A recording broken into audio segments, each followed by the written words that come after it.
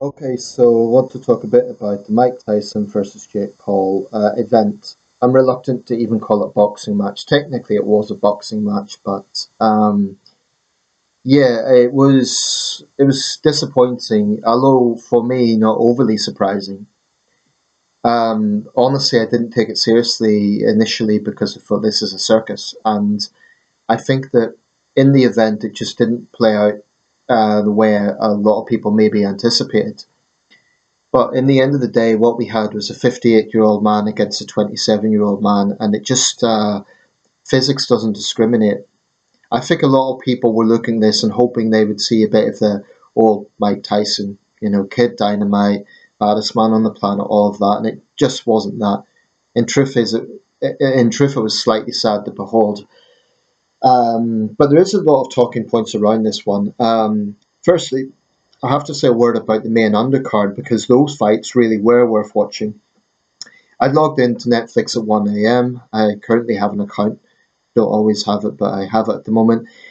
And I thought, okay, now I have to wait 3 hours. I hadn't reckoned on the undercard, but I hung around and watched the undercard anyway.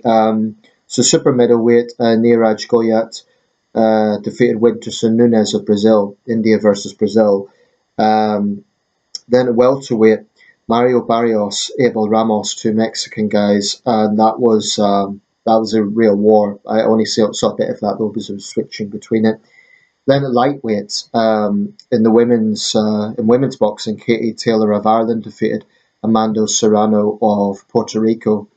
Now, I'll be honest, I don't really follow women's boxing, but I know Katie Taylor has made a name for herself, and that was a war. That really was. It actually reminded me a bit of Hagler versus Hearns. It really was a tough, tough fight. I know Serrano's corner were angry with Katie Taylor for supposedly headbutting, but looking at the slow motion, it looked like genuine accidents. Although Taylor's apparently been accused of this in a lot of her fights, but it was a pretty bad gash Serrano had over her eye.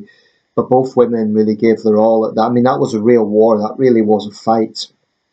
Then we had the main event at heavyweight, Jake Paul versus Mike Tyson. It just wasn't. It was boring. It was dull. There was no major drama in it. And honestly, for me, it was just a little bit sad to behold. I know some people are already getting into conspiracy theories. Oh, it was rigged in favour of Paul. But look, physics doesn't discriminate.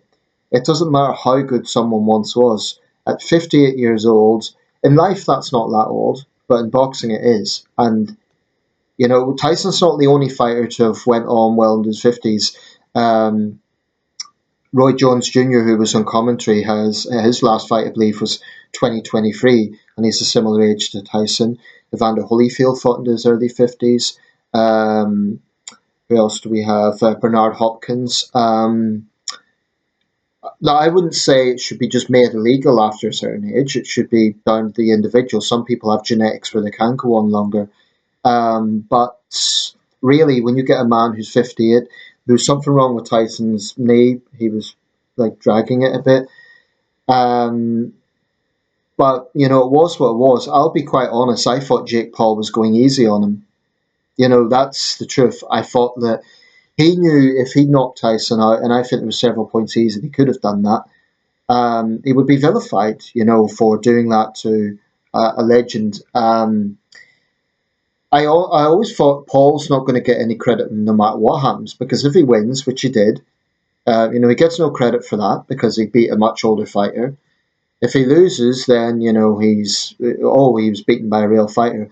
I don't particularly like the Paul brothers. I find there's a certain vacuous celebrity around them. There's something about it that I just find a little bit artificial. But I'll give them their due. They're ambitious and they've done something with you know I'd be a hypocrite if I said I didn't want my YouTube to grow, and those guys have, they're two of the most famous celebrities around. I think it's fair to say Logan Paul has achieved a lot in wrestling as well. And here's the thing: it's not a gimmick. I do think Jake Paul can legitimately fight. Um, I mean, he made a point. He said, "Look, what do you guys want? Every time I get like no matter what I do, I'm going to be criticised." That's what he was implying. Like, okay, you want me to fight real fighters, you want to see me get my ass kicked, and I've done that. I think for some people, they'll never get over the fact this guy got his breakthrough as a prominent YouTube celebrity. But I think he can fight. And as his brother has proven himself in the wrestling ring, I don't think anyone can fairly say that the Paul brothers don't have significant talent. They do. Um, I also feel strongly that just because someone doesn't come from a traditional boxing background, i.e., they've been boxing in gyms since they were 10 years old, doesn't mean that they shouldn't be allowed opportunities. I mean, we saw this in Britain to a lesser extent with the cricketer Freddie Flintoff about 10 years ago when he entered the boxing ring. There was criticism, oh, he's not a boxer. But he had training. It's not like he was just thrown into the deep end and he won the fight. Um, so I don't agree with this idea that people should only be allowed to do it if they come from a traditional boxing background. People should be allowed opportunities if they're healthy, if they've had sufficient training. You know, why not? Why should they say why should there be this thing that no, you can't do that because you don't come from a traditional boxing background? Remember, some great professionals started relatively late in life, like well into the 20s, which is relatively late. So I don't agree with this idea Paul can't be a boxer because he's not from that background. I think the man can fight. Now, I think he's arrogant to say he's the face of boxing.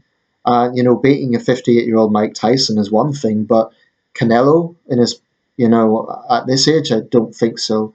Um, the Paul brothers are great promoters. They have that sort of bombast. They know how to promote things. He came into like the thing with a rooster on his head. It was bizarre.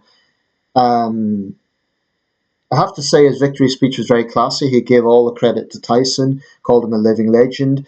He said, we need to thank the first responders, firefighters, farmers. So I'll give him his due. It was a classy speech. But in terms of this sort of event, I just think boxing, a lot of people say boxing is dead. I don't agree because, you had 96,000 people at Anthony Joshua versus Daniel Dubois earlier this year. You had the huge event in Usyk versus Fury. So I think it's nonsense to say that boxing is dead. But I do think that these sort of gimmicks, there's an intrigue to it in the same way that all circus sideshows were an intrigue. Not to be too crude about it, but that's the truth. That's why people watch it. Apparently, 60 million people tuned in on Netflix, a total of 120 million people, 60 million households. So, it was a huge event in that sense, but the actual event was dull. It just wasn't. And I don't think Tyson should be given a license to get back in the ring. I really don't. Um, he's achieved a lot. I have always said I think Mike Tyson's slightly overrated, actually, as a heavyweight. He dominated for a few years in the late 80s. He was a force of nature, but he always struggled against guys who weren't intimidated. And I do think he's a bit overrated. I mean, he's one of the most famous fighters of all time, jointly with Muhammad Ali. But I wouldn't put him in the top 5 heavyweights of all time. No way. He became the youngest heavyweight champion. He achieved a lot. But I do think Mike Tyson's somewhat overrated. Even his knockout ratio wasn't as high as, it's not like a highest among heavyweights high. But I believe Deontay Wilder and Vitaly Klitschko have higher ratios. Anyway, I'll wrap this up. But for me, there's something sad about a guy going well past his prime. Sometimes they need to be saved from themselves.